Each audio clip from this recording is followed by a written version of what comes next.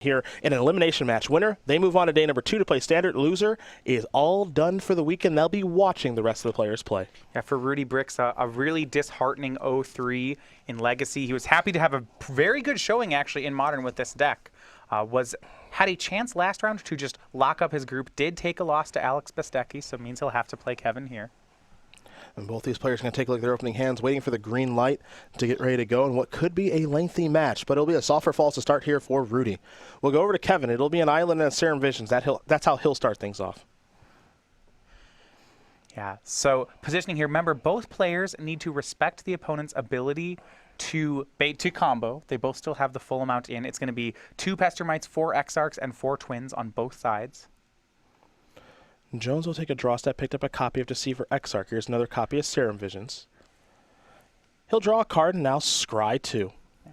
More than anything else in the early turns, what you're hoping to do is you need to, first of all, keep your opponent honest on the twin combo. Don't let them just simply combo you out. But other than that, like, making your land drops is almost as important as anything else. If you can do it with a Desolate Lighthouse, even better. Yeah, a lot of the times this matchup feels like a control mirror because it kind of is, but just both decks have a combo finish. So typically in control mirrors, you know, Esper, Grixis, Teamer, whatever control deck is the choice of the weekend. If you're in a control mirror, we oftentimes say first person to miss a land drop loses. No, I don't know if that's the case in this matchup. We'll see how things do play out, but you definitely want to hit your land drops to start. Well, to a certain point, I think you're right here. Both players are playing blue decks, and when we get to these pivotal turns where players start snap casting cards, cryptic commanding, I mean, the 7th land is by no means a dead card. It might mean that you can snap cast and Desolate Lighthouse, and if that's the case, the 7th land is doing work. It's a Bloodstained Mire there for Rudy. That'll be his 3rd land. We head back Kevin Jones's way. He has a Sulfur Falls to play. That'll enter the battlefield untapped. He could also go with the fetch land. He'll go with the Falls, however, and pass the turn back. Rudy will sacrifice this Bloodstained Mire. Right, so the first thing you want to have happen here is you don't want to get 2-for-1s too many times in this matchup. If you do, that's one of the ways you can lose. It would be great to get a Pester Mite or an Exarch in play. I think Exarch's actually generally better because it's harder to remove. You'll see one player get something like an Exarch in play and then just chip away for 1 damage a turn. And that sounds anemic, but it forces action on the other player. There's a mountain there from Briksza. We'll see Kevin looks like he has plenty of flash creatures to try on end step here. There's not too much danger of him getting 2-for-1 here. I suppose Rudy could cryptic him, but that would, you know, Rudy only has 1 cryptic command. Remember, Kevin has 2. And that's the big land right there. It's a copy of Desolate Lighthouse. And this is the kind of card that might force some action from Rudy now, because if Kevin's able to just sit here, sit back, sculpt a perfect hand, it'll be impossible for Rudy to win. You see players just have traded lands for the first 5 turns. The only spell that actually has been cast is 2 Serum Visions from Kevin. It looks like Kevin's going to go to Pester Mite. Interesting. He's choosing this one over Deceiver Exarch, so I think he's trying to instigate some trades from Rudy. If both of them trade creatures for kill spells over and over, what that means is that Kevin's Desolate Lighthouse could start to work over on Rudy. Land number 5 there from Kevin is a Misty Rainforest. And now it's time for Jones to come to the red zone. A Lightning Bolt's going to take care of the Pester Mite. Yeah, these are the trades I was talking about. Kevin more or less expected this. I think more than anything else, he's glad it's not an Electrolyze. This is true. Don't want the removal spell to cantrip. Yeah. But I do believe, actually, that's the price that Rudy's paid for going to Grixis. He has Kolaghan's commands, whereas Kevin has Electrolyzes. So Rudy doesn't have to work as hard for his 2-for-1s. Yeah, both players, as far as their 3-mana kind of awesome spell is concerned, both will draw a card, both will cantrip, stuff like that. Kolaghan's command, likely the better of the 2, and we'll see what kind of role that splash for that card plays in this matchup. Yeah, Kolaghan's command better, but don't underestimate the power of Kevin having more Dispels than Rudy. If we get to a pivotal turn in a counter war, the fact that Dispel is not a soft counter and that it costs 1 is really important here. Oh, Dispel's huge in the mirror. Absolutely huge. Blood Crypt the draw here for Rudy. That'll enter the battlefield tapped. One thing I always do find kind of interesting in this particular matchup is how you value your life total. Do you just want to play those Ravnica Shocklands untapped? Do you just want to crack a fetch for 3? Because your opponent's going to kill you with infinite damage, presumably. Well, the life totals don't matter until all of a sudden one player on end step will go Bolt, Snapcaster, Bolt, and they say, whoa, that's half my life. Yep. And then it might be too late to change things. Right, because then, you know, they're locked in. Maybe they even have the remaining burn just in their hand. For Kevin, an activation here of Desolate Lighthouse. He does discard an island, and now we head back his way. and he'll just pass the turn back without hitting a land drop. Wow, okay. So it's weird because I don't know if that's good or that's bad because that's bad because he misses a land, but that might be fine with him because he's saying, well, I have all spells in my hand. Yeah, his hand is good. There's a pivotal point at which you stop wanting land here. It's not a pure control mirror where you want land number 10, land number 11. You'd rather have spells. Now, I don't know if 5 is where you want to stop on. That seems low, but then again, he will draw lands as the game goes on. Snapcaster Mage did flashback a Lightning Bolt, and now it came across. Electrolyze here on the end step from Jones. Going to shoot Snapcaster for 1, Rudy for 1, and he's looking to draw a card as well. Want to point out some patience here on Kevin's side. One play he had access to was to flash Deceiver Exarch into play and attempt to block the Snapcaster Mage. Now, because there's higher blowout potential in that play, he went for the end step Electrolyze instead. This is a very aggressive use of Cryptic Command. Wow, yeah, I did not expect Rudy to fight over it. Now, looking to keep Snapcaster Mage alive, and that's going to work. Now, Snapcaster Mage was the draw, and it looks like Briksza trying to play a more tempo burn game than maybe focusing on the combo here as we head back to Kevin Jones. Well, Rudy is cementing himself as the aggressor, and what that means is that Kevin is going to want to get more and more defensive. I think the fact that he missed that land drop may come to get him then if these are the roles the players are playing. He did think a long time before discarding with the Lighthouse there. Jones going to be under attack here from Snapcaster Mage yet again, and you can see Rudy Briksza's hand right now, 2 bolts of Snapcaster Mage over there, so you can tell what the plan is. Yeah, it feels early to me on Rudy's side to be going on the aggressive. I mean, he only has Kevin to 15. But that said, if he has enough bolts and Snapcasters, then this is absolutely what he wants to be doing. He has, by putting more lands into play, he's become more aggressive. What this means is that he's advantaged in the counter wars, but he's disadvantaged in card advantage wars. Here's a Snapcaster Mage with 4 blocks. Electrolyze appears to be the target. No interest in targeting Serum Visions or Pestermite. And it looks like Lightning Bolt with this card on the stack. Going to clear out the Snapcaster Mage. So the Electrolyze will still have flashback. Yep. Now Kevin will sacrifice the Misty Rainforest. And you can see in Rudy's hand, he does have a copy of Remand. And Remand is an interesting card in these blue mirrors because a lot of the time you spend remanding your own spell, drawing a card and being able to use that spell again. But remanding Electrolyze from the graveyard right now, not so bad. No, when you remand a card that's flashed back, it's just counter spell draw a card. It's very powerful. It's another 2-for-1 here, and that's what's going to happen for Rudy. He's doing a great job of leveraging his mana advantage right now. And I think if you go back, Kevin is going to really regret discarding that land off that Desolate Lighthouse. So Remand will take care of Electrolyze. Jones is going to fall down to 12. We head back his way. Again, we know his hand's all spells because he hasn't been playing any lands. There is a land off the top. It's a copy of Scalding Tarn. If Kevin can just get the Snapcaster off the board, then he'll be, well, more or less fine because he is up cards on Rudy. But right now, Rudy is just not letting that happen. Yep. We do have an update here for you guys in our backup match, and again, we're hoping we have time to jump that way. Todd Anderson, Jacob Wilson doing battle. Todd Anderson currently up a game with his Teamer Twin deck against Jacob Wilson playing Jund. Here comes Snapcaster Mage again. And now Kevin's going to cash in a Lightning Bolt to get that off the table. Something he could have done many different times, but he wanted to get the expensive spells out of his hand first, it appears. Yeah, Lightning Bolt a premium here because of it's so hard to fight a counter war over it.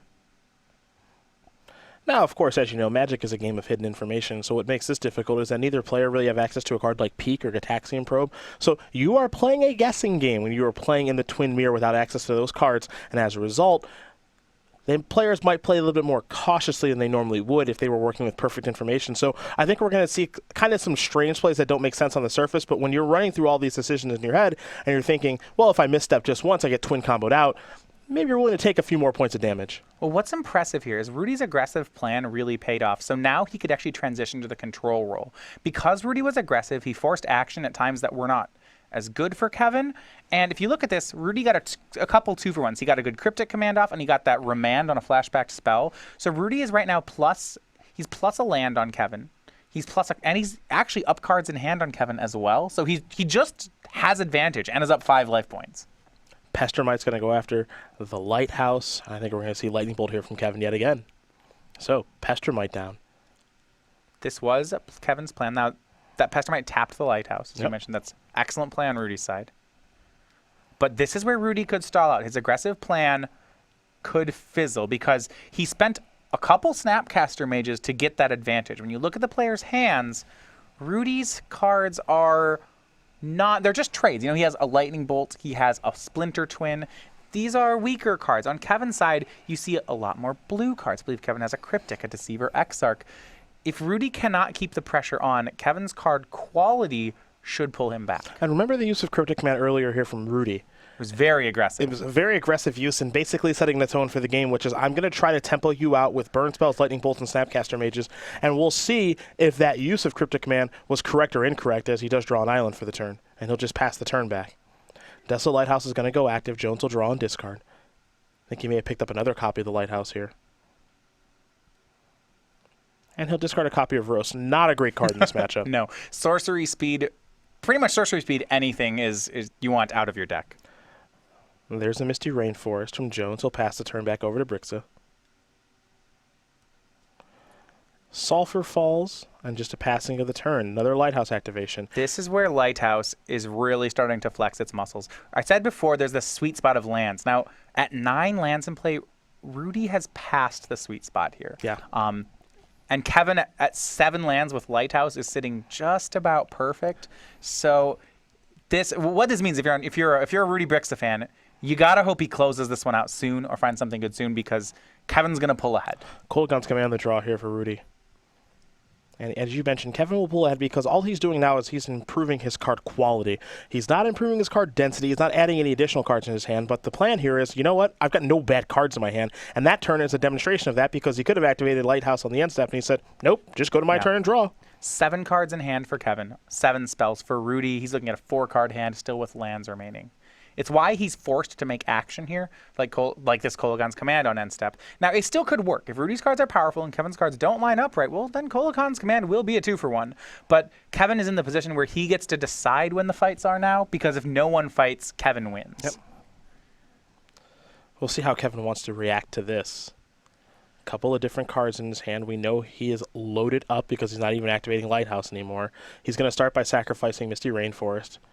Getting careful. 10 is the round where I start becoming concerned about life totals in the twin matchup. It's, ooh, okay. You know, a Snapcaster plus a Bolt is 5 when it just happens on the end step. And the modes here with the Kolaghan's Command are making Kevin discard and bringing back Snapcaster Mage from the graveyard to hand. The full value Kolaghan's Command, if you will. Rudy knows what the game is about. He knows he needs to get cards because he's down cards on Kevin. And because of that, that's why Kevin will fight over this. And now Rudy's going to remand his own Kolaghan's Command. And again, this is where you see remand when we get deeper into games like this. Oh, yeah. Where you're targeting your own spells. You're not targeting theirs. The worry from Kevin is if he could maybe remand his own Cryptic. And it's fine here. Now, the concern is that if he does that, maybe all of this resolves, Rudy end step puts an Exarch into play and then twins it. Mm-hmm. So Kevin can decide to fight the card advantage war here, which is pretty good, or he can, but then he risks losing the twin war. Now, he has some low investment plays. I believe he has a Spell Snare he could use here. I think low investment is a great way to put that, too. Spell Snare just being a 1-mana spell. Exactly. It really is a low investment play. But again, this all depends on what does Kevin think the strength of Rudy's hand is. Because if you get this wrong, you die. Right. So is it worth having this fight? Maybe yes, maybe no. Do I want to snare here? Do I want to wait? You sometimes see straight blue-red twin players even play a card like Peak just so that they can make this decision easier. Yep. If he knew Rudy's hand, which I believe is Splinter Twin, Lightning Bolt, Snapcaster Mage, nothing else, then this play is a clear spell snare from Kevin. Yeah. I mean, he's up by enough that he's considering letting himself lose this counter war because he doesn't, because, you know, it's safe. He'll concede the battle to win the war. Well, he's got a spell snare here. I like this. I know he's up. He's opening himself up to risk, but the payoff, the dividends on this play are huge. So spell snare resolve, Cryptic Command still on the stack targeting Kolaghan's Command. Cryptic Command will resolve. Jones will draw a card. Well, Rudy can go the alternate plan of end step Bolt, Snap, Bolt if he just wants to all in right now. Well, it appears he doesn't want to do that. So he'll just pass the turn back after drawing a swamp. The danger of not doing that is that Rudy's hand is significantly worse than Kevin's now. Yeah. It's Snapcaster, Twin, Bolt, Swamp. Lightning Bolt the draw. Okay, second Lightning Bolt. Now I'm more interested now. There's a plan here. 2 copies of Spell Snare in Kevin's deck. Spell Snare, such a great card in this matchup. Really, any 1-mana hard counter is good, even if it only hits some spells. Now, Spell Snare gets to do work against Snapcaster Mage and Remand, which Snapcaster Mage may be the most important card post-board in this match, even pre-board. The other thing that is typically on the radar of any Twin player as well, of course they win the game with Twin plus with Splinter Twin plus Pestermite or Deceiver Exarch a high percentage of the time, but a lot of their wins also come from Snapcaster plus Lightning Bolt. And when that is the case, if you're an opposing Twin player in the mirror match, you're always thinking to yourself, 10 is, well, okay, we're getting there. Don't want to lose that combination of cards. So looks like Kevin is just going to discard a Splinter Twin. Big play by Kevin. Actually, his draw is big, too. He drew another Spell Snare. Yep. At some point, because he's up so many cards, I think we'll see Kevin start to push the Twin combo. Well, he's got to start doing something, right? Just make some Exarchs, maybe chip at them. Here's Pestermite. If the Pestermites trade from Lightning Bolts in Rudy's hand, once again, this is a win for Kevin. Because if you think about this game, and the fact that Kevin has so many more cards than Rudy, the reason the Lightning Bolts are scary is their ability to go upstairs. Yep. So if Kevin is thrilled to see this happen. I would be thrilled with that, too. If that's going towards Pestermite, not my face when I'm at 10, either that means you don't have very many bolts, or, okay, I can do more plays like this where you care about countering or killing my Pestermites and not so much me. Right. It's just a 1-for-1. Kevin is already up on cards. He has been all game. And being up on cards is nice, obviously, but if you're up on a bunch of cards, it doesn't mean very much if you're not able to convert those cards into actually doing something. Now, I believe that Kevin will be able to convert those cards into resources that matter, but he's got to be able to do that. He wants clean trades. Rudy has to make a play again. End step Snapcaster Mage. See what the target is here. It looks like it's going to be Kolaghan's command. I was surprised that Kevin did not go for the second Spell Snare on the Snapcaster. Well, I think Kevin has Remand in hand. So he wants to remand the flashback spell. Let Rudy have the 2-1. I think so. You see Rudy's going to go through the graveyard and select the modes here. And this is where Remand actually does something good. The full value play here from Kevin. And Rudy doesn't get the opportunity to remand my Kolaghan's command like we saw earlier because it's being cast with flashback. So not going to work the way he wants it to. And now we head back Rudy's way. He's going to come across for 2 here, or at least try to with Snapcaster Mage.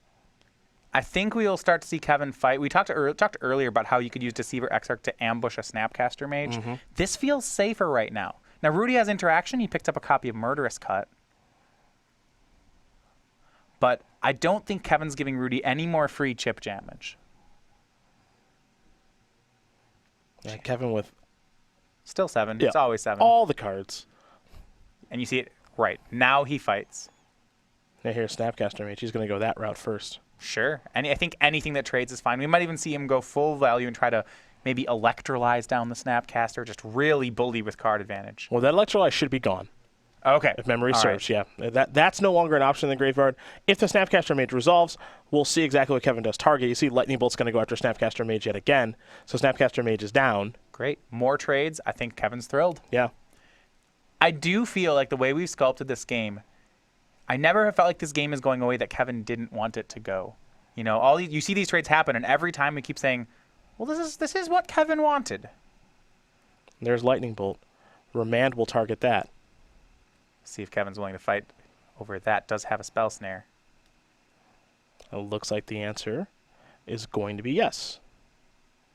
So here's a Spell Snare. And you see, Kevin is very selectively picking his fights. The thing he wants to fight over is all the card advantage.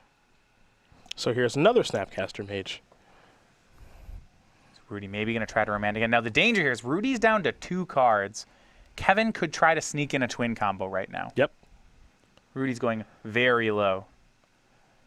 Kevin will cast Remand on the Remand. Of course, it won't go back because of flashback. So now Kevin gets to draw a card. His Lightning Bolt's going to resolve in the Snapcaster Mage. Oh, wow. The draw off the Remand was another Lightning Bolt. He can use that to kill the Snapcaster Mage now if he'd like. Yes, he can. But, of course, why do it now? You love to wait. Yeah. Spells. I like having cards in my hand. They're less fun when they're in the graveyard.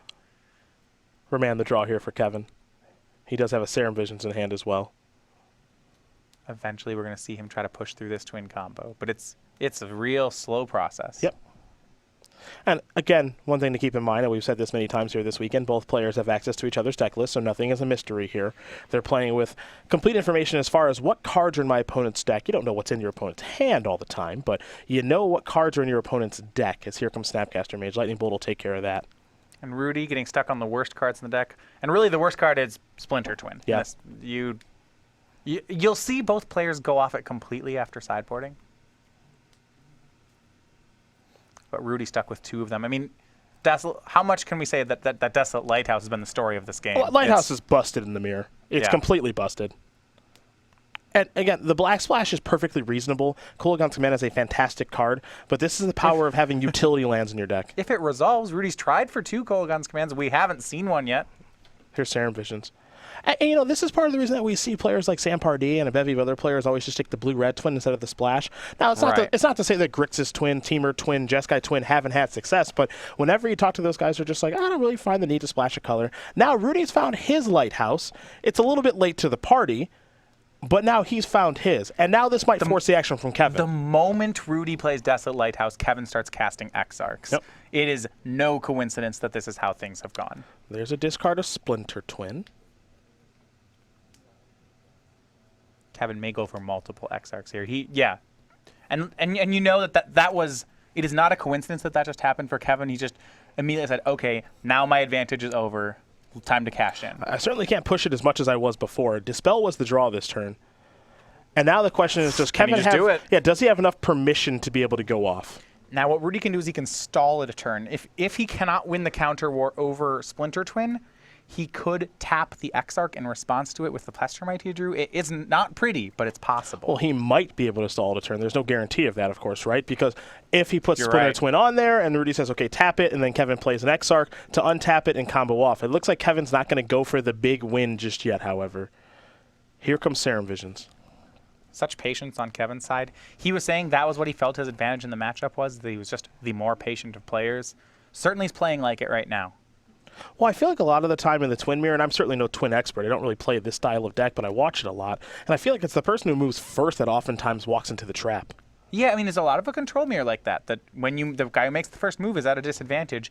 So you see them you see the players putting themselves in positions where they're trying to force their opponent to move first. Because Kevin has had the opportunity here to make a couple of moves, but he set up a Serum Visions that looks pretty good now. He's found a copy of a Vendilion Click. And while Rudy's trying to catch up here, and he's drawn a copy of Dispel, which is a fantastic draw for him, Vendilion Click does a great job, as we know, of clearing the way to see if the coast is clear. Well, what Vendilion Click will do more than anything else is he'll get to look at Rudy's hand, and boy, he could use that. I just want to know what I have to play around. There's no guarantee that I have to take a card. It looks like Murderous Cut's going to go after Deceiver Exarch here. Well, Rudy has to cast it now. Murderous Cut is definitely the card that's going to get taken by Vendilion Click. Deceiver Exarch is down. And now Kevin says, let me see your hand. The grip here, 2 Splinter Twins, a Pestermite, and a Dispel. And that's not that hard for Kevin to play through. There's almost no permission. I mean, Dispel is certainly worth taking. Pestermite is also could be worth taking, but maybe. I mean, it depends how much he thinks. Pestermite plus Twin is the combo, so Kevin will have to evaluate just how much permission he has. And he's not going to take any card. That's a bad sign for Rudy. Yeah, I would not feel good about that. Kevin just going to untap and take a draw step here. An update here for you as well. Our backup match, well, we're not going to have time to jump that way because Todd Anderson won too quickly. He won his match 2-0. Teamer Twin does take down Jacob Wilson playing Jun. And for Todd, that puts him into day 2. Of course, Jacob going to be in day 2 as well, but Todd will pick up a bye as a result. So congratulations to him, joining his testing partner, Brad Nelson, with a bye into the quarterfinals for tomorrow. Can't say enough about the preparation of the Roanoke players. Brad with a bye, Todd with a bye, and it may be Tom Ross as well with a bye. They could go, all 3 of them taking the top 4 spots. Yeah. Impressive work done by those 3.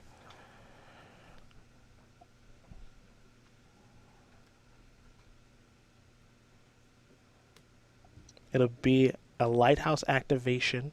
Splinter Twin will bite the dust.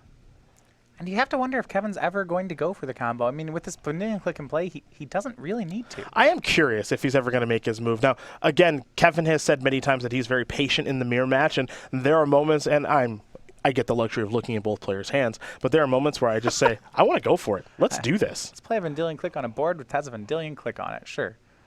He wants to get a look yet again. Terminate's going to take care of that. You see, the one thing he's doing, Kevin is not defending his own threats at all.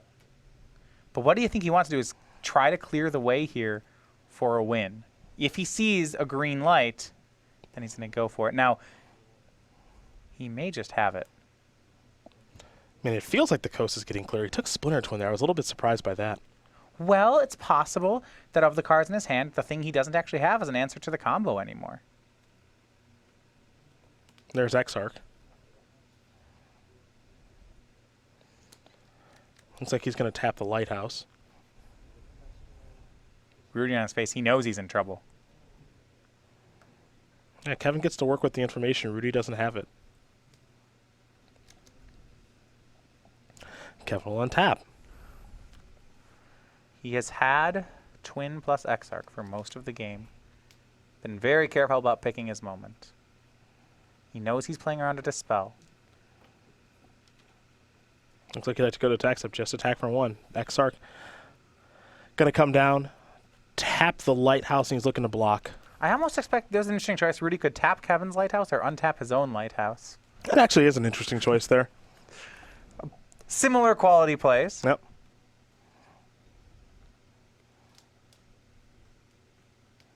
Kevin has to watch out for top deck copies of Splinter Twin, though, mind you. Well, Kevin's got quite a few cards in his hand, so I don't know how concerned he is with Splinter Twin. It's weird, right? Because we just saw him take Splinter Twin with Deceiver Exactly. Exarch, with Vendilion Click, excuse me, so you have to imagine he's somewhat scared of it, but I don't know how scared of it he is. It may be the situation that he's trying to think of how he could possibly lose and says, well, if Rudy runs a couple Dispels off the top, I don't want to get cheesed out by this combo. I'll take the Splinter Twin. Like I said, though, at some point, I still expect Kevin to go for it here. He's spent the entire game accruing card advantage. Yeah, we've talked so much about how patient Kevin's been. It makes you wonder, has he maybe been too patient?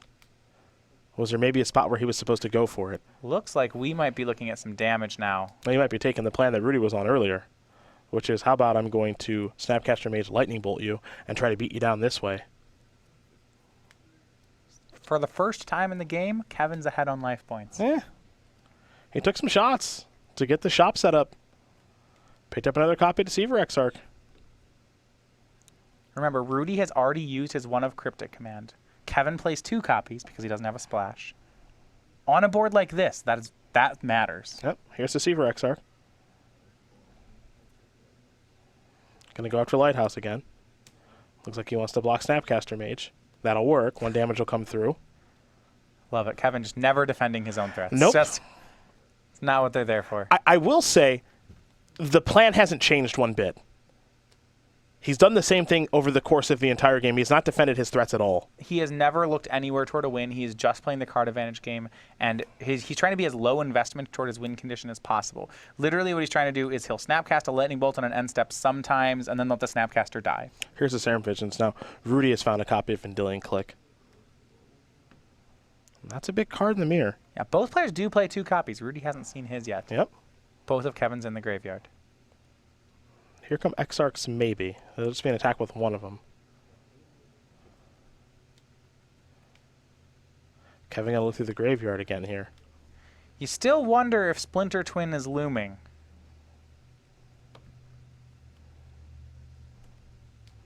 It looks like Snapcaster Mage is, so he'll go towards that. Is there We have another lightning bolt? Oh, goodness. Oh, there is. Okay, there's another one down there. Here's Vendilion Click. Forcing Rudy's hand. I like it.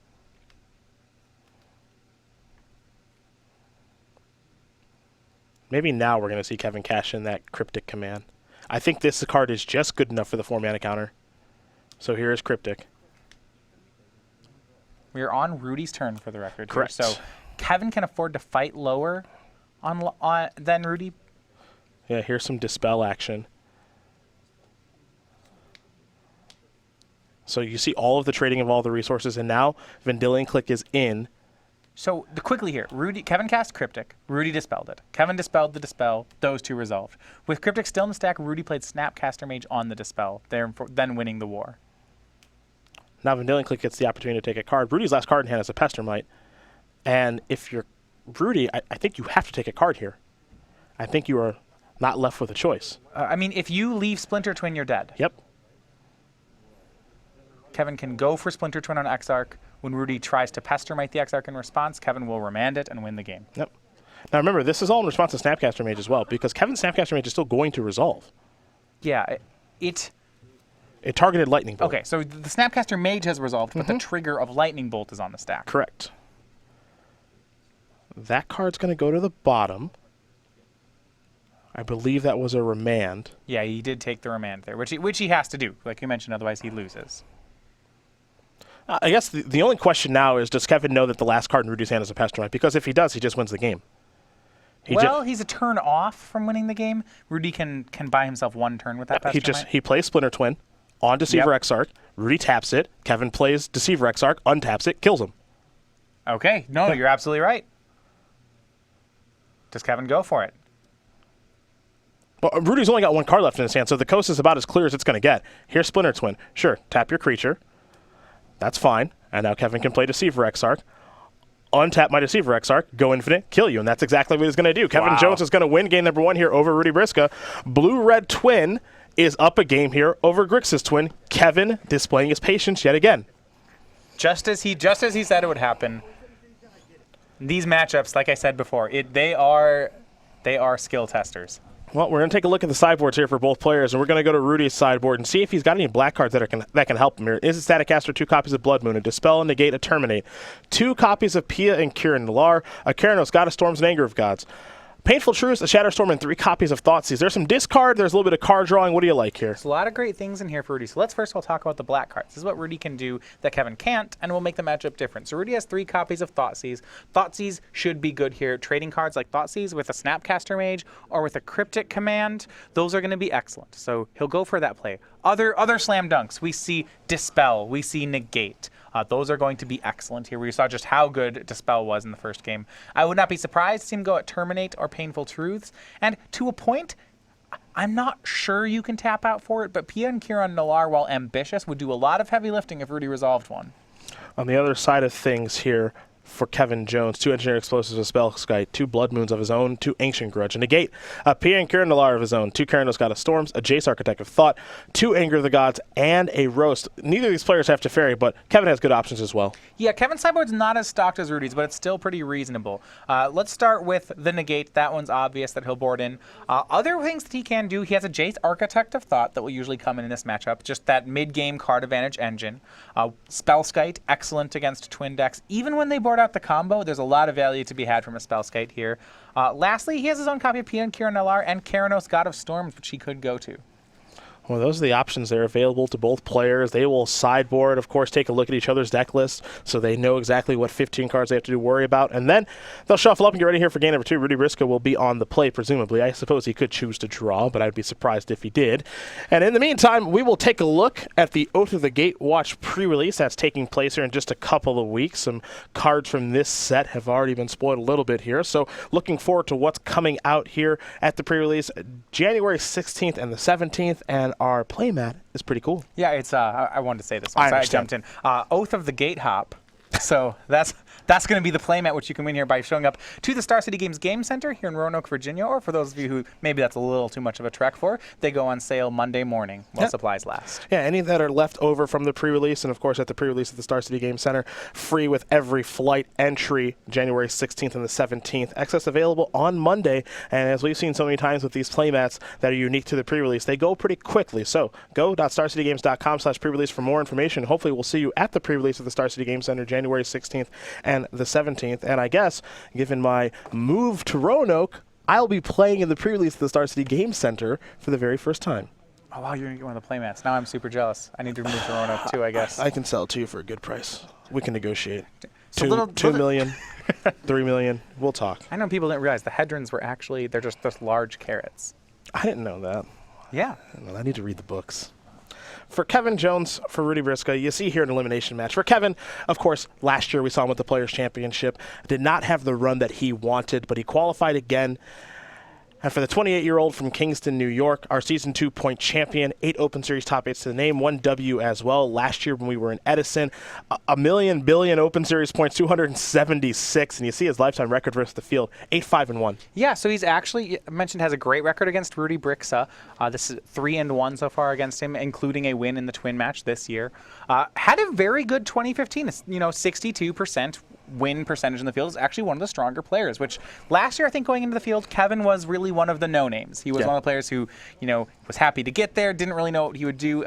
In the very first leg, he got eliminated by Joe Lissette, picked up one match win, but that was about it. I think hoping for a deeper run this time. Obviously, he's going to have to win this one if he wants to show up on Sunday, but of course. He's up a game, and that play is something I would not have expected to see from him 12 months ago. I agree. And one of the things I've also noticed that's improved in his game as well is his deck selection. I thought his deck selection for Legacy was fantastic this weekend. I thought the selection of Merfolk based on who was in the field and what he thought the field would do. I don't like that Legacy deck very much, but I think that was the correct choice. I think that it was correct is strong. I think that it was a good choice for the metagame. If you're expecting a lot of Delver players, a lot of, Infect, stuff that has access to blue mana, and you're not expecting Death and Taxes, where, the Roanoke guys kind of took people by surprise with that. But if you're expecting a lot of Delver stuff, he played against Jacob Wilson in the tournament. Jacob's always playing Delver strategies, be it Teamer or Grixis, and he ran through that one pretty quickly, not much of a surprise. I think that Kevin let a match get away playing against Jonathan Morawski when Morawski was playing Elves, where Kevin has main deck Chalices and GTAs and all this other stuff. But I actually thought the deck selection was pretty good for him this weekend. So what I like from Kevin Jones, I think 2015 was where he got a lot of self-awareness as a player. One thing is he locked up his spot at the Players' Championship very early. And to be honest, over the last 6 months, Kevin's had a pretty miserable year on the Open Series. Yeah. And he's been talking about it. And one of the things that helped him do was kind of realize where he was as a player and where he wasn't. So I'm talking to him about Merfolk and Legacy. This isn't a tier 1 deck. But what he said is, well, there's a lot of great players in the field. There's going to be players like Jacob Wilson's out there who he's not sure he wants to get into a Stoneblade mirror with or a Delver mirror with. And, okay, if that means what you have to do to beat Jacob Wilson is play Merfolk, this deck that's kind of wonky, tier 2, but has a good Delver matchup. I mean, he defeated Jacob in Legacy, and that's one of the biggest upsets on day one. Yeah, and he beat him 2-0. He beat him pretty clean there, and I think that his matchup against Grixis Delver is fantastic when Merfolk lines up very, very well against those decks. So I think that Kevin's deck selection was pretty good here, and he's in someone as well who's been playing Blue-Red Twin for a little while, and you can tell just from that game that we watched, at least in the mirror, he appears to be pretty comfortable. Yeah, he certainly knows what he's doing here. Kevin has his strong points when it comes to archetypes. He's not the most diverse of players, but it's when it comes to Jeskai or decks that blue decks that go aggro sometimes. I think Kevin knows his way around those. He's got a lot of matches logged in many formats with that kind of deck. And the interesting thing about diversity in Magic as far as deck selection is concerned is, for some players like a Brad Nelson, you can just test and put your hours in on Magic Online and you can be as diverse as can be and you don't ever play the same deck week to week. But some people are specialists. And even Jacob Wilson, who's a pretty diverse Magic player, when I think of him in terms of Legacy, I think of one of, if not the best Delver players in the world. So diversity can be a strong suit, or it can be something where I'd rather just be streamlined and just play one specific deck incredibly well. There are players out there, so your Guillaume Wafo-Tapas of the world who have made a Hall of Fame career out of playing one deck. Yep. And when we look at our Legacy 3-0s, Caleb Schur playing 3-0 and undefeated in Legacy today, and everybody could have told you what he was going to play at this tournament, I don't know, 2 years ago? Yeah. He should have had a sign on his forehead. It wouldn't have changed anything. He was going to play Storm. He 3-0'd with Storm, and now he's in the day 2 with a bye into the quarterfinals. He made a Storm counter token 4 days ago. I wonder what he's playing. That'd be quite the juke on the metagame, I will say that. A Polluted Delta here from Rudy. We're going to head back Kevin's way. He just resolved a copy of Serum Visions. We'll see how comfortable Kevin is after sideboard, especially when you're working on the information that your opponent has discard spells and a bunch of other things coming in. Yeah, I do wonder if the presence of 3 Thoughtseizes in Rudy's deck will change the approach from Kevin. If he's sitting back on a hand full of spells, the issue is that his cryptic commands, his big finishers, his 2-for-1s, they're going to get Thoughtseized. So if he's relying on cryptic to be a 2-for-1, he may be disappointed when he finds that it just trades for discard. Misty Rainforest will be sacrificed here by Kevin. We'll see if he's got any end-of-turn actions. And there's a Vendilion click from Rudy with the fetch land on the stack. Important with this on the stack, Kevin was likely going to go for some sort of end-step value creature, an Exarch or a Pestermite. Rudy wants to get this down before Kevin has any sort of options. Now, the big thing with the sideboarding here is, do you leave in the combo? Do you leave in some of the combo? Do you leave in none of the combo? Who knows? Every player, at least in my opinion, does things a little bit differently. I mean, the thing is if Rudy... there was a chance that if Rudy didn't have Murderous Cut or something like that in his hand, that if Kevin just had the whole combo in right now and redundantly had it in, he could die right here with this play. Yeah. This is not a line Rudy would take game 1. It's certainly risky. Even in a sideboarded game, it's a little bit risky. You see Click's going to take a look at Kevin's hand. There's Vendilion Click, a Deceiver Exarch, Serum Visions, a bunch of blue cards here. Dispel as well. There's also a Snapcaster Mage hiding out. And it looks like there's actually those are the remand. All these blue cards look the same. They're all so good. Snapcaster, Remand, Dispel, Yeah. Exarch, and Serum Visions. So a card will go to the bottom. Yeah, one of his copies of Remand was taken, left with the other one. And in these matchups, you know, it's hard to take a card from... there's not a lot of value as far as what card you're taking, at least at this point. What Rudy's actually gaining is just information. And a 3-1. Now the fetch land will resolve. That'll be the Misty Rainforest going to search up a copy of Steam Vents. Remember that Stomping Ground in Kevin's deck. Not indicative of a Tarmogoyf or anything. It is for some sideboard Ancient Grudges he's playing, which are probably not in the deck here. Time for Jones to draw. Again, for him, much like in the last game, as he'll sacrifice a copy of Scalding Tarn, what he is looking to find is Desolate Lighthouse. Yeah. Land was an excellent draw for Kevin here. Yeah.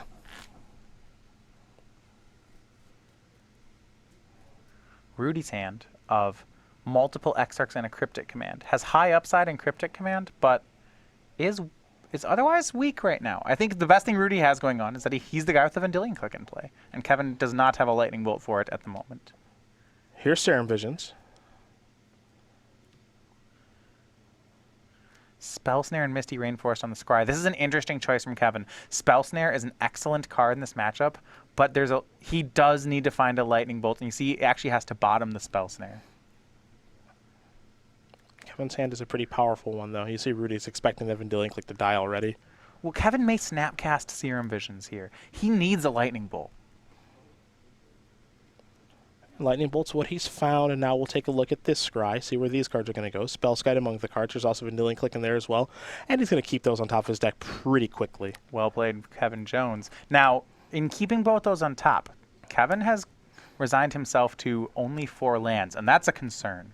Now, you had a feeling he was going to go this direction, did you, with Rudy, as far as maybe going to a more aggressive approach, with Pia and Kieran? Pia and Kieran Noir, I mean, it is just a great card to tap out for. And it's on the battlefield now. Now, it only makes 2 Thopters, not 4, so we will get that situated. There we are. If it made 4, I might leave the booth. Maybe start playing with that card. Yeah, that'd be good, right? That'd be a pretty good Magic card. Lightning Bolt's going to take care of that. Here comes Spellskite. And now here comes an attack with Snapcaster Mage. So Kevin kind of has an answer here. He got rid of Pia and Kieran. That was good. But Rudy has 5 power flying that Kevin isn't ready with an answer to. Now, he could dig toward Electrolyze. It would be a huge play if he got it to resolve, but he doesn't have many turns to do this. See, I actually kind of like the approach that Rudy's taking after sideboard with this Pia and Kieran strategy. And the reason I like that is because it fits the way that he plays Magic more than anything. He likes to take an aggressive approach. I don't know if this is the best plan in the matchup. I certainly... But it's the best plan for Rudy. It's the best plan for him, in my opinion, because of the way he likes to play the games. We saw how he wanted to play the first game. He wants to win. He doesn't want to just sit back. Deceiver Exarch's going to come down. I think we might see him try to block the Snapcaster Mage here. He's going to tap, or at least try to tap the Stomping Ground. Looks like he'll end up tapping Spellskite instead. Now, one clean answer Kevin could have is if he's boarded in his own copies of Pia and Kieran Nalaar, that would be just about ideal here. Yep. But you have to find it soon. He's at 8. Then that is already lower than he got last game.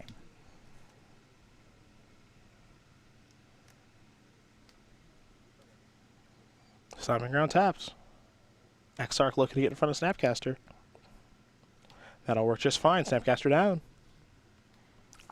Kevin does not seem to be swaying at all from his previous strategy. That said, he was never this far behind game 1. Yeah, game 1 gave him the ability to play the way that he did. This game is much different now. No Desolate Lighthouse, lots of creatures on Rudy's side. Rudy getting the opportunity for Pia and Kieran is the story of the game. Here's a main phase copy of Vendilion Click. Rudy working with a Kolaghan's Command, a Cryptic Command, a Snapcaster Mage, and a Deceiver Exarch. This hand is great. Yep. It's real bad news if you're a Kevin Jones fan.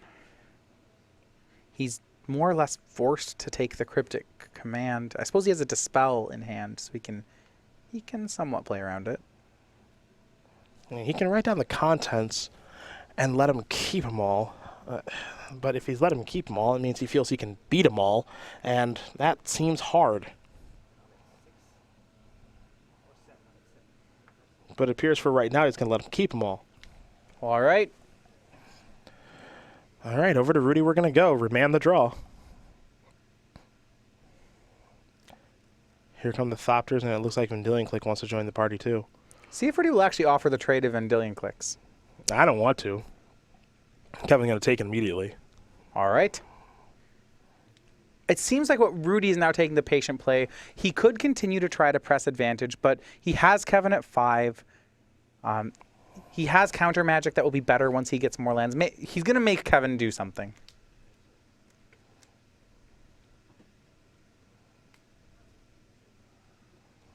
Kevin just going to pass the turn back. Maybe we'll see a Kolaghan's Command on the way. Here's a Cryptic Command. Wow. That was more aggressive than I expected. Kevin going to play Dispel here. Yeah. Not going to let that resolve. And Rudy is tapped out, so you can make a bit of a move here if you'd like. See if he has one worth making. Still has 1 Dispel left in his hand, remember. And I think this was over-aggression on Rudy's part. Imagine right now that Kevin electrolyzed the 2 Thopters, if he just had that. Yeah, it'd be horrible. It would be horrible for Rudy. Remand the draw. Here comes a Thopter. Jones is going to fall down to 4. Pass the turn back. The danger here is I think Kevin is going to stabilize, but at what cost? Now, this is interesting. Yeah, it really is. Kevin has drawn Blood Moon, which is not particularly good on this board. And if I were Kevin, I wouldn't want to show Rudy. I didn't expect to see it. Well, yeah, I don't know if I want to show him or not. If I think I can win, I might show him. Well, Rudy has basic island, basic swamp. It does shut off Cryptic Command. It shuts off Snapcaster Mage. It just shuts off him being able to interact a bunch in one turn. Right. And in that regard, I'm interested. It also shuts off a bunch of fetch lands, too, which would search for blue sources as well. So, again, in that regard, I'm a little bit interested in Blood Moon. I don't think... I mean, if you look at the way Rudy has been fetching this game, he hasn't been overly bullish on basics. See if Kevin wants to fight back over this remand. This is on Rudy's beginning of combat step. If he remands, he'd have to remand his own Exarch. Yeah, don't want to remand in this situation. Here's Dispel. Yeah. This is a costly use of a Dispel. He would have liked to have gotten a more influential card for it. Now here comes an attack. Polluted Delta the land. I'm curious what that will search up as we keep going here. On Rudy Briksza, basic land count, 4 islands, 1 swamp. If he's willing to search basics and knows that he should be doing it, then he should be well protected from Blood Moon. But I'll admit, I didn't expect Kevin to have it in. No, me either. You're playing the same deck. Generally, the general thought is on both in the mirror match, you don't ever board your Blood Moons in. Watery Grave the draw. That's going to end the battlefield untapped. There's Exarch to shut down that Thopter token. The nice thing here for Kevin is that he's got Spellskite to protect against a Lightning Bolt win. He does have that. Yeah, so it's a small thing, but it's a nice thing that he has access to here. See if Rudy wants to untap his Thopter and keep going at it. Well, just pass the turn back. Back to Jones we're going to go. He'll draw a card for the turn. Blood Moon Remand in hand. And they'll just quickly pass. Here comes Kolaghan's Command. Destroy target artifact. It looks like 2 damage going upstairs. Well, if it's 2 damage going upstairs, Spellskite will redirect. So I imagine it's... Maybe discard. Yeah, that's safer. Yeah, it'll be discard.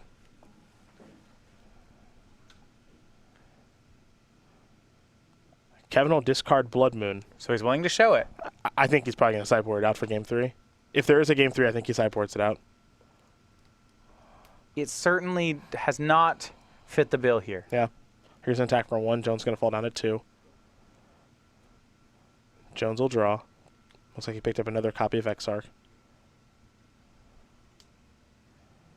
No good attacks to be had here, so we head back over to Rudy. Snapcaster makes a draw for him. Attack step. Now we're in the territory where fetch lands are being shut off. Remember, there is no life gain in the twin deck, so damage is permanent. An island to draw here for Kevin. Here's Snapcaster Mage on the end step. It's an attempt at Kolaghan's Command. You see, this whole game has been Kevin trying to recover from Pia and Kieran Nalaar, and he never really did. There's Spell Snare on the remand.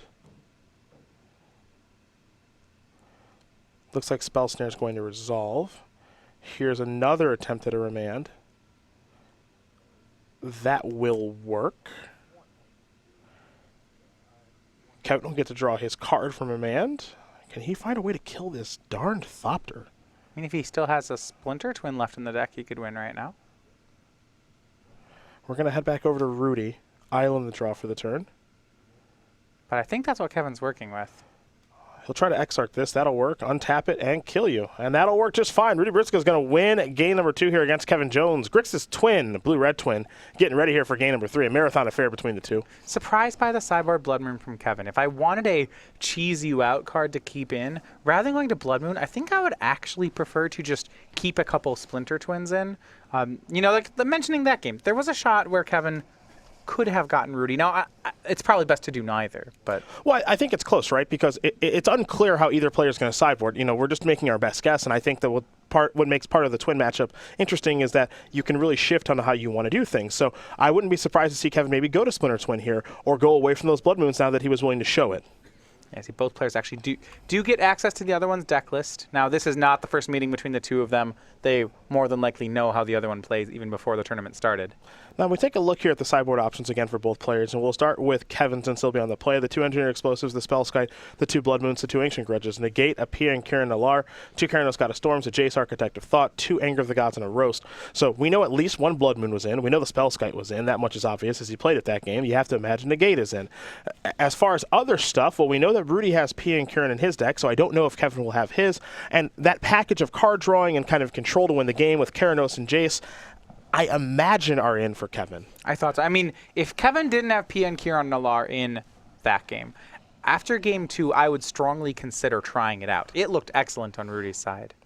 Yeah, again, I feel like it looks excellent on Rudy's side because that's the way that Rudy wants to play the game. Also, Rudy has the ability to bring it back with Kolaghan's Command.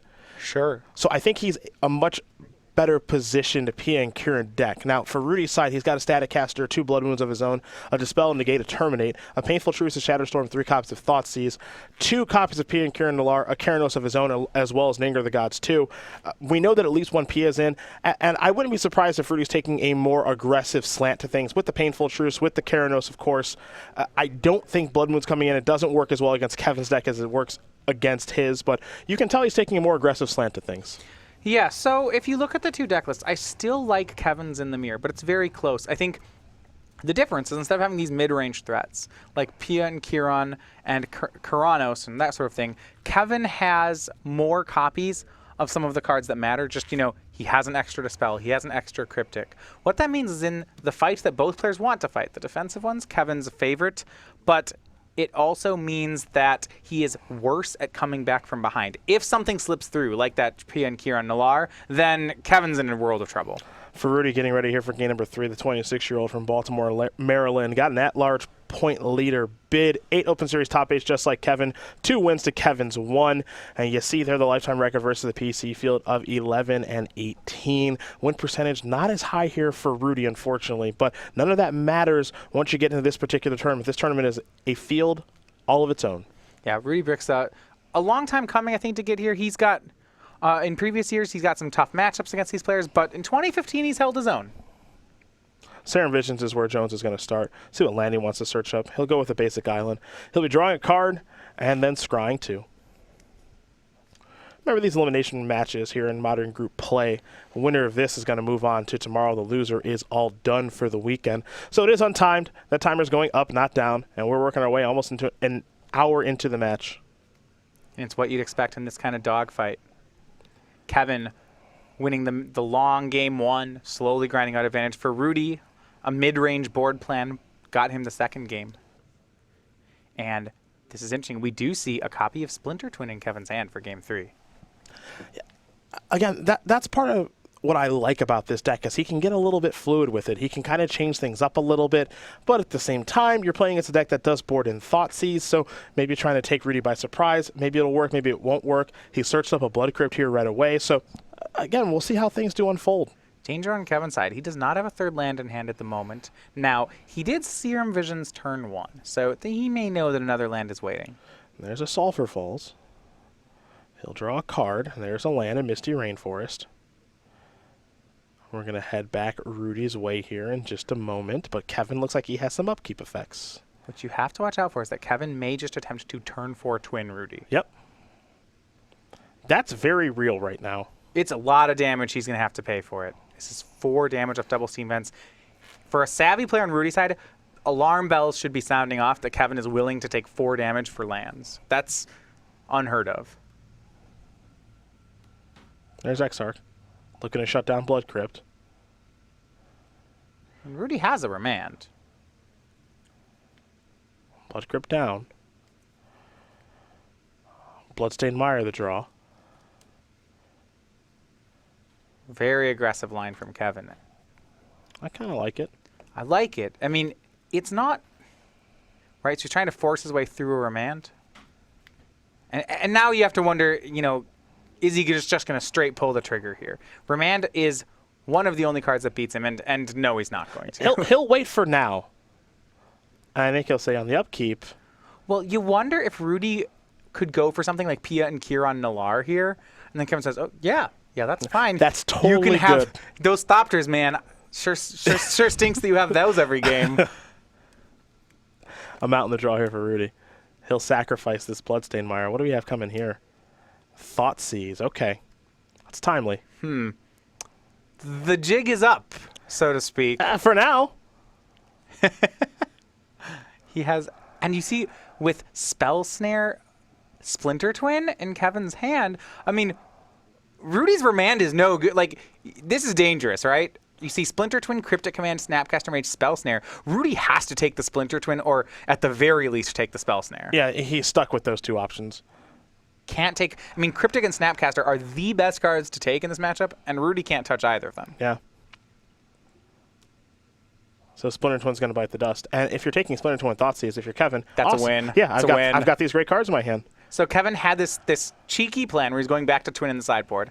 Now that Rudy has spent one of his premier cards, his Thoughtseize on Splinter Twin, now Kevin can sit back and go back to the game plan that he wanted to play in the first place. But he gets to do that now with 2 points of power on the battlefield. So now he gets to be an aggressor, and now he'll play a Serum Visions. Right. You wouldn't think a pair of 1/4s would matter like this, but they certainly do. Couple of lands here for Kevin. I think he's going to want to keep one, put the other to the bottom. Well, he drew a red card off Visions, and I wonder if it's another twin. It's a roast. Okay. If it's another twin, I was saying, oh, I really like the lands now. Roast is interesting. That's back in after sideboard. Here come the Exarchs. Wonder if Rudy is willing to jam Pia and Kiran into this board. He knows there's no counter spells on Kevin's side. But now he's got to worry, like, just how many Splinter Twins are in the deck, and why did you scry to the top off that Serum Visions, and should I play these to make these Thopters? There's all sorts of concerns that Rudy's got to have. There's a lot to think about. Well, all right. That answers that question. Jam, no blue mana up. If you got it, you got it. Yeah. And he can't even bluff Murderous Cut in this instance because he doesn't even have enough cards in the graveyard. So if Kevin has it, which we know he doesn't, the game would end. Well, when I saw the red card for a second, I thought Kevin had it. I mean, I think Rudy can't play around Splinter Twin because he knows they left Kevin with a Spell Snare. So what good is it to leave up your Remand? It's very true. It's very true. And now we get this thing where both players are playing control and being aggressive. Roast took care of Pia and Kiran Nalar. Kevin has 2 Power of Deceiver Exarchs on the board. Rudy has 2 Power of Thopters. It's this, really like wet noodle fight between the two of them, right? They're just going to hit you a couple times and it's a very strange game, what we're watching here. It's very odd. Because also look at the life totals. Kevin's at 12, Rudy's at 11. So, like, now we're working ourselves into Bolt Snapcaster Rage, assuming that Bolt's still in each player's deck, which that's unclear because that would be kind of a weird card to have in after sideboard. So, either way, Snapcaster Mage is going to recast Serum Visions. Great. Okay. I mean, if we want to play this real tempo game where people hit each other with real embarrassing creatures, Snapcaster on Serum Visions is a great way to play that game. Yeah. Remember, Kevin has a leftover Cryptic Command, which that's very good here. And he has a Spell Snare to cover Rudy's Remand. If we get into a tempo game, that Cryptic will buy a turn. Another land here for Rudy. He just has to pass the turn back. Yeah, and that's the win here for Kevin, because Deceiver Exarchs can keep attacking. Rudy had to leave back both Thopters because he wants to trade one for Snapcaster Mage. And if he only leaves back one, and Kevin, say, bolts the other, it's really bad for Rudy. Kevin going to come across here with the Exarchs. He's got Splinter Twin in his hand again. He'll just pass the turn back. Rudy's going to fall down to 9. Looks like another Dispel to draw here. There's his Steam Vents. Pass the turn back. Jones. See no hesitation on Jones' side. Just, yeah, he'll untap and keep going. Here come the 1/4s. I mean, give me a reason to change, and I will. You haven't given me a reason to change things yet. Kevin is down on lands. Kevin has 5 to Rudy's 8 now. Ooh, that's a big one. And now that Rudy adds Lighthouse to the 8, this is relevant. And if you're a fan for Kevin here, you should be concerned about what's happening with the lands.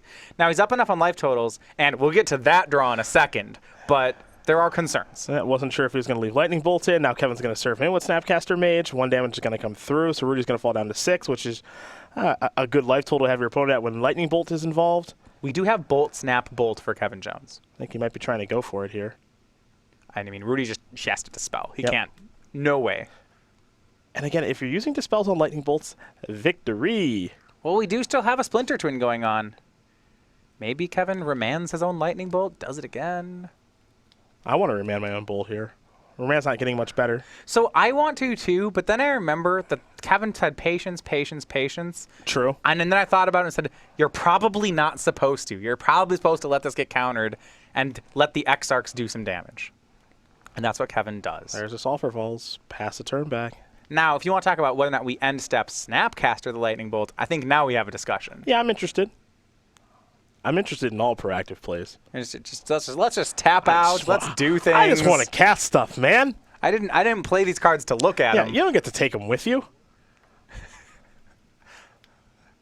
So how's that twin deck though? I mean, it's just not. It's just not for me. It's not for me. I have the problem that when I play it, I just always am like trying to think, how am I going to get this Splinter Twin on this Exarch? I would jam every time if I played this deck, and that's why I don't ever play it.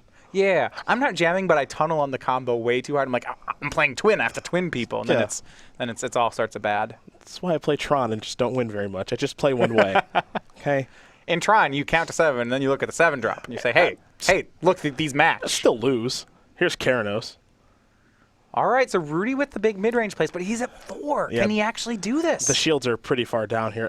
3 mana is not bad because he can play 2 spells, like a Remand plus a Dispel, or Remand plus a Spell Snare, but this is tough. The Exarch beats have just added up too much. I mean, Kevin's got to have this. Kevin's got a lot to do. Kevin's got a lot to do here.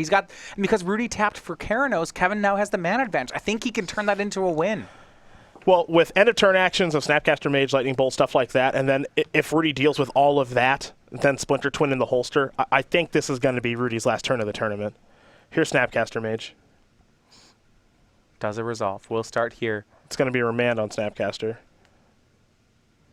Okay, and if you're Kevin, you might be fine. You could let it get remanded. You do it again. Yeah, but again, Kevin can pick the fight over this all he wants because this is all on Rudy's end step. So this is perfectly fine. I think if you're Kevin, if you want to throw a bunch of your cards on the table and say, do all of this nonsense, remand my thing, draw a card, and then just go for the victory next turn because you don't have to play around very much. There's no null hiding out. Kevin actually remanded his own Snapcaster. Yeah. That's what happened there. But you're right. Now Kevin can untap and he can twin. Now, I know Kevin has been very patient. Come on, Kevin. Do it. Combo him. Combo him. The door is pretty open. I've been waiting for this the whole match. Yeah, it's a pretty open door right now. He's going to tap his 4 mana. Double red. We're going to do it. Splinter Twin on Deceiver Exarch. And that is going to do it. Kevin Jones is going to win this match here over Rudy Briksza, 2-1. Blue-Red Twin will take care of Briksza's Twin. And for Kevin Jones, he is in day 2 of competition. And for Rudy Briksza, he is eliminated, walking out of here with $500. But he is one of the 4 that will not be competing tomorrow in Standard. You know, a great first Players Championship for Rudy Briksza, made it all the way to the end of the day. For Kevin Jones, a trip back to Roanoke, and this time he'll be playing on Sunday. He's improved on his performance from last year. He's in day 2 of competition. And we'll see what the Jeskai Mage brings to the table for Standard. It's got to be Jeskai in some fashion, right? There's a lot of Jeskai options. Yeah, it's got to be Jeskai in some fashion. Jeskai Black with Mantis Rider, without, maybe some Jeskai Charms, who knows? But we'll find out tomorrow because Kevin Jones is through. Blue-Red Twin will take care of Briksza's Twin. And again, Rudy Briksza, a heck of a run here this year. A lot of Open Series success, but his tournament is over.